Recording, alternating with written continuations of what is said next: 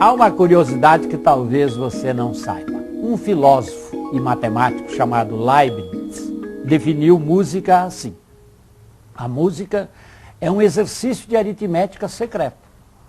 E muitas vezes aquele que a ela se entrega não sabe, não percebe que maneja números. Se nós recuamos, digamos, alguns milhares de anos, talvez vamos encontrar um homem na caverna que pintou lá um bisão, pintou um bicho qualquer. Talvez seja a primeira manifestação da arte. E qual foi a primeira manifestação da ciência? Registra-se como sendo a de Pitágoras, novamente um filósofo e matemático que por volta do século V a.C. esticou uma corda e viu que ela produzia sons. Depois pegou a quarta parte, a metade, os 3/4 e criou uma escala musical. E novamente falou sobre música e número. Manejando frações, fez música. Não é interessante? O primeiro experimento científico da matemática foi numa arte, a música. Música e matemática, arte e matemática são expressões da beleza que o homem persegue e segue construindo.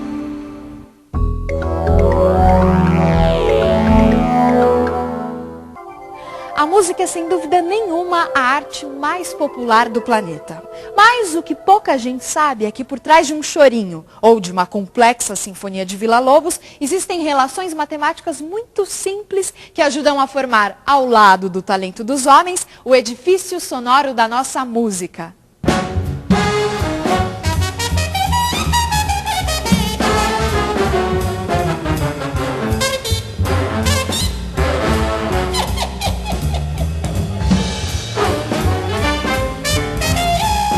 Well, music is math because you're counting all the time, right? 1, 2, 3, 4, 2, 2, 3, 4, or 1, 2, 3, 2, 3, 3, or 1, 2, 3, 4, 5, 1, 2, 3, 4, 5, 1, 2, 3, 4, 5. The notes of the scale, each harmony is a frequency, which is mathematics. When they all come together, it's many frequencies. The overtone series, you know, each note has many notes above it, all mathematical formulas.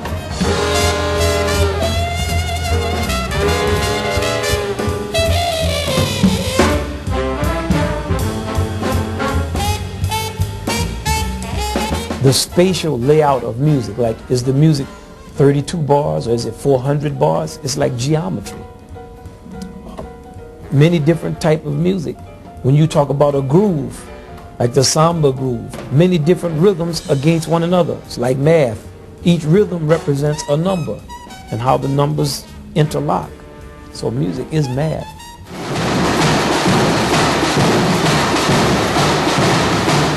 A diferença da bateria para a batucada são padrões. E conforme a execução desses padrões, você muda todo o conteúdo da bateria.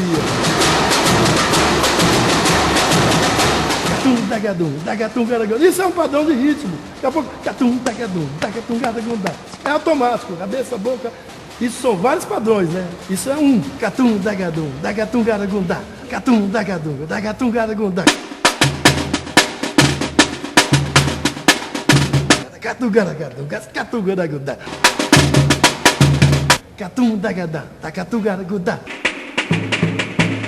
Batucada é infinita. Batucada você bate na porta, bate na barriga, bate na mão, bate no pé.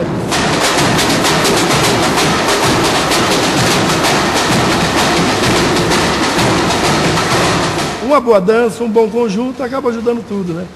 A função da bateria ela é essencial. Se não, é a mesma coisa que fazer um baile sem orquestra, né? Todo mundo surdo. Samba era o nome que se dava às festas que os negros realizavam no Rio de Janeiro no início do século XX. A escravidão tinha acabado há menos de 30 anos. E assim como o candomblé, suas manifestações religiosas, a música samba também era proibida. Madame diz que a raça não melhora, que a vida piora por causa do samba. Madame diz que o samba tem pecado, que o samba, coitado, devia acabar. Não é de hoje que músicas rítmicas como o samba, que excitam os nossos sentidos e mexem com as nossas emoções, são perseguidas. Essa história começa há muito tempo, lá na Grécia Antiga. O filósofo e matemático Pitágoras imaginou que as 7 esferas, os planetas que giravam como se pensava na época ao redor da Terra, produziam a música das esferas. Essa música não poderia ser ouvida pelos humanos simplesmente porque ela era a própria música da vida, que nós ouvíamos desde o nascimento. Assim como um ferreiro deixa de ouvir o som da sua bigorna, não ouvíamos essa melodia celestial.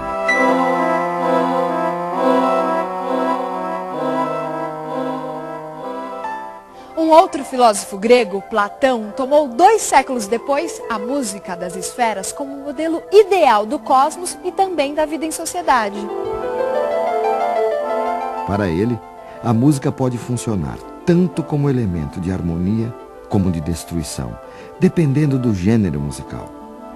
Em primeiro lugar, estão as músicas que ajudam o cidadão a encontrar o equilíbrio, a elevação, aproximando-o dos deuses. É a música produzida pela lira, pela cítara. Todas as outras levam os homens à decadência, à degeneração e os aproximam dos animais. São as músicas rítmicas, enfim, todas as músicas populares.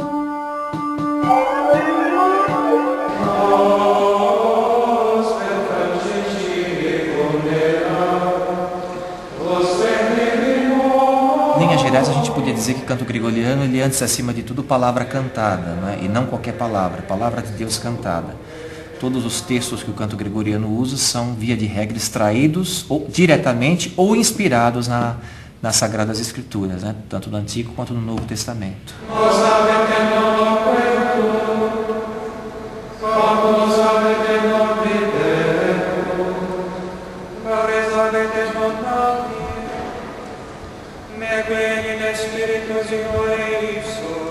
Você tem uma melodia única que é cantado igual por todos. Ela é cantada por todo mundo, né? Nós, por exemplo, nos nossos ofícios, nós cantamos a mesma coisa sempre, todos juntos, não é? E o ritmo do canto gregoriano, voltando à sua definição, que a palavra cantada é dada pela palavra, né? Nós podemos rezar de diversas maneiras, né? Podemos fazer orações mentais, né? Podemos ler as orações pura e simplesmente, ou podemos cantar essas orações, não é? Então nós vemos no canto uma forma mais perfeita, por assim dizer, de orar. O canto gregoriano se esforçava em deixar de fora toda e qualquer possibilidade de ruído ou combinação desagradável aos ouvidos, buscando assim uma suprema harmonia que, pouco a pouco, as vozes dos monges encontravam através do uníssono.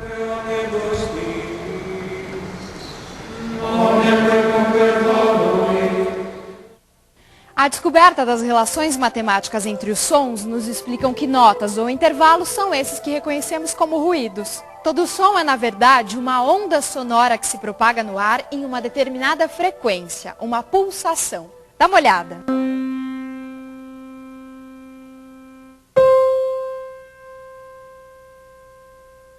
O som produzido pelos nossos passos são uma frequência.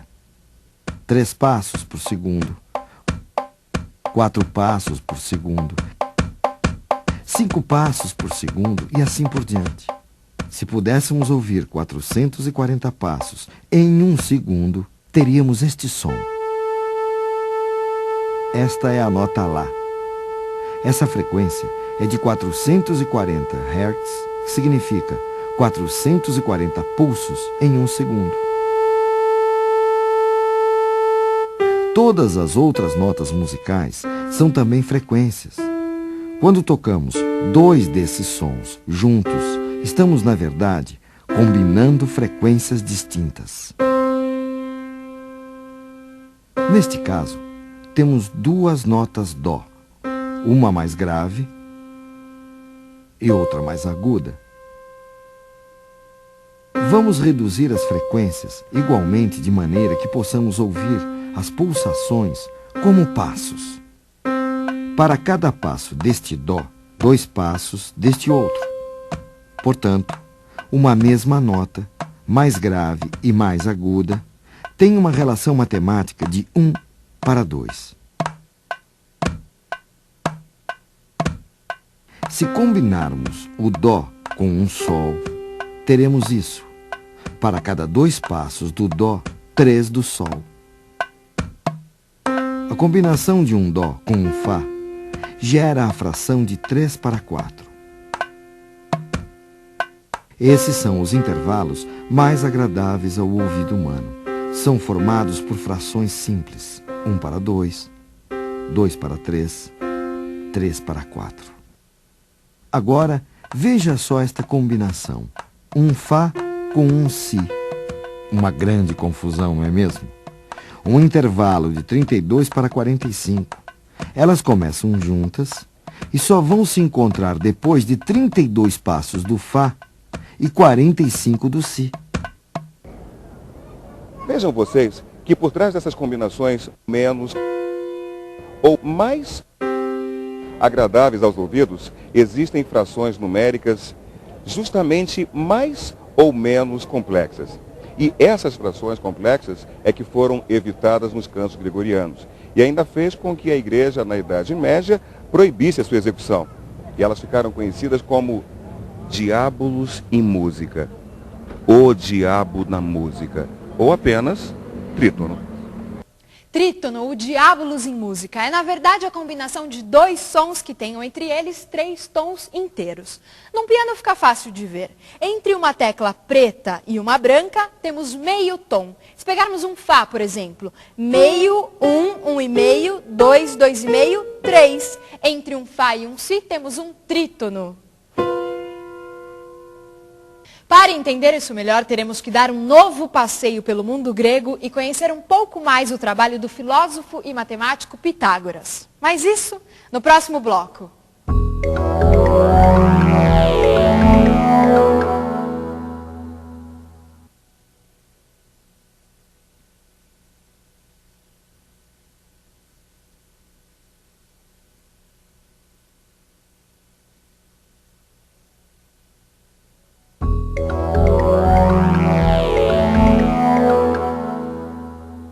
Foi com o instrumento de uma só corda, o monocórdio, que Pitágoras realizou suas experiências. Provavelmente uma das primeiras tentativas de organizar e compreender o espectro sonoro no Ocidente, lá na Grécia Antiga, mais de 500 anos antes do nascimento de Cristo. Pitágoras percebeu que o som produzido por uma corda esticada e pela sua metade eram reconhecidos pelos nossos ouvidos como sendo o mesmo som, mais grave e mais agudo. É como se ele fosse produzido por um homem. Ou por uma mulher ou criança. Mas ao fazermos vibrar uma terça parte dessa corda, um novo som aparecia. Tocados simultaneamente, esses sons produziam uma agradável combinação ao ouvido humano. Dividindo sucessivamente essa corda em sua quarta parte, quinta, sexta e assim por diante, Pitágoras foi organizando matematicamente o espectro sonoro e encontrando as relações matemáticas existentes entre os sons das muitas escalas, das mais diversas regiões e épocas da civilização grega. Muito provavelmente foi partindo de um raciocínio semelhante que nasceram as escalas musicais em outras culturas. Se o som produzido por uma corda e o som produzido por essa corda, reduzida a uma terça parte, produzem uma combinação agradável, o que aconteceria se, repetindo o mesmo raciocínio, também dividíssemos esta corda que produz esse novo som em 3? Um novo som surgirá, que combina perfeitamente com esse segundo e também com o primeiro. E foi provavelmente assim que há muitos séculos atrás, algum músico chinês, colecionando sons a partir das sucessivas divisões do som original, começou a criar uma escala musical, até que ele se deparasse com o 6º som produzido por essas sucessivas divisões.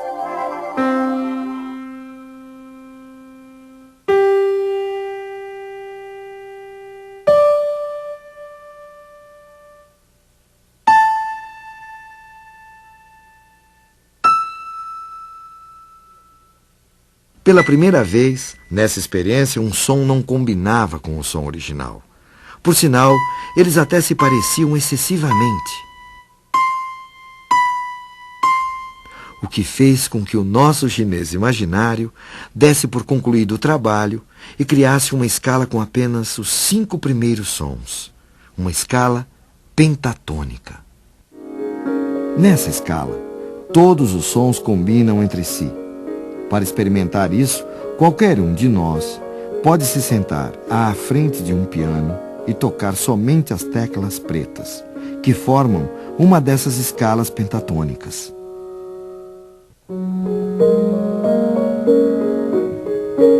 A escala pentatônica é a escala da música oriental, especialmente da música chinesa, japonesa e dos hindus. E é uma escala onde todos os tons têm uma relação matemática idêntica entre si. E isso provoca um sentimento de harmonia, de igualdade, que é um sentimento também da civilização chinesa, da arte chinesa como um todo.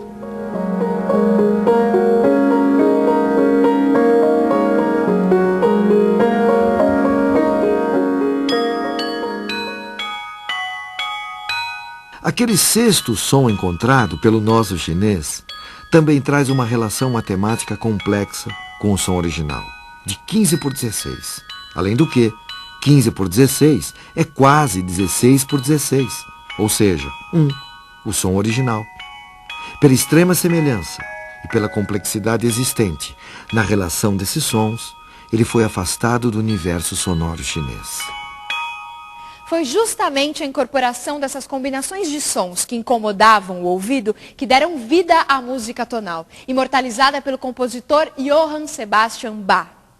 Bach certamente percebeu que se o trítono estabelecia a relação mais complexa entre os sons de uma escala, ao escorregarmos esses sons para os que estivessem imediatamente ao lado, ou seja, Fá para Mi e Si para Dó, sairíamos da dissonância para a consonância, do ruído para o prazer, da tensão para o repouso.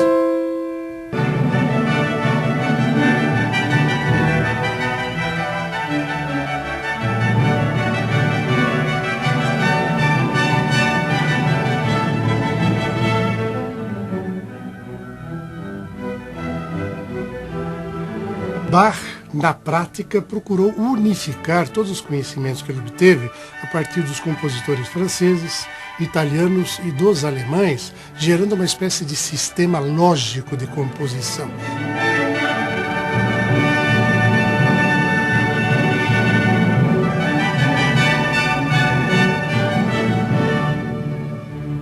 Usando principalmente a questão do trítono, que era chamado de o diabo na música, né? Porque ele gerava instabilidade no discurso musical, incentivava as emoções profundas, o que os religiosos da época principalmente abominavam.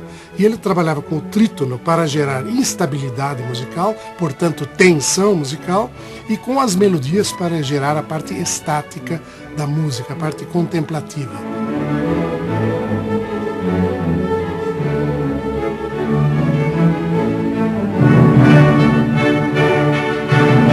Ele conseguiu realizar o sonho de todos os compositores de todos os tempos, encaminhar a música para uma organicidade tal que em nosso tempo Villa-Lobos viria a dizer que ele não havia apenas produzido a melhor música de um país ou de um tempo, mas ele havia descoberto os segredos da linguagem universal, cósmica da música.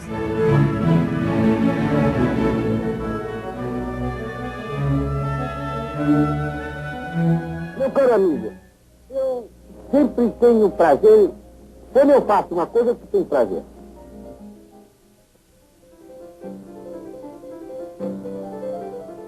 O fascínio de Villa-Lobos, pela obra de Bach, nasceu quando o ainda menino estudante de violoncelo foi apresentado às músicas do Cravo Bem Temperado. Anos mais tarde, Villa compõe as suas Baquianas Brasileiras, que teve a obra de Bach ao mesmo tempo como fonte de inspiração e alvo de homenagem.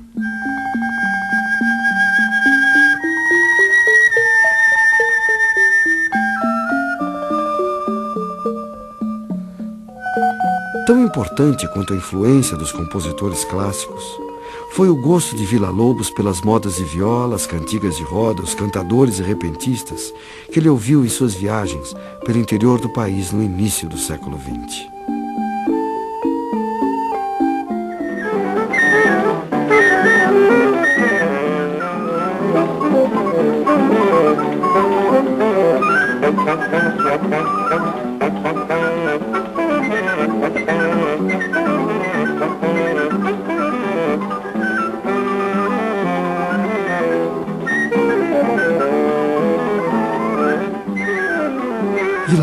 se inspirou também na música praticada nas ruas e praças do Rio de Janeiro, compostas e executadas pelos chorões, músicos populares que tocavam nos bares ou em festas da cidade.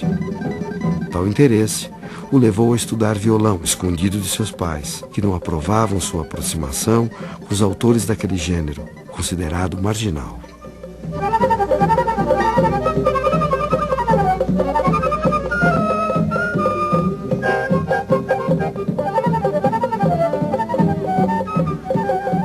Villa-Lobos imortalizou e elevou o choro à categoria dos grandes gêneros da música mundial, ao compor um ciclo de 14 obras intitulado Choros. São uma nova forma musical, onde aquela música urbana se mescla a modernas técnicas de composição erudita.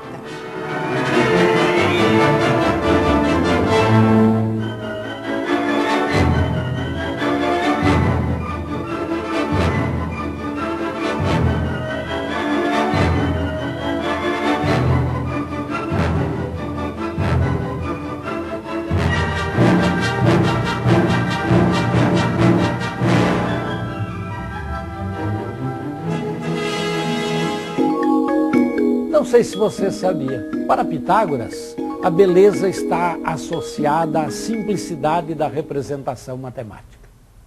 Por exemplo, o cubo era para Pitágoras a expressão a 3 dimensões mais bonita que ele podia conceber.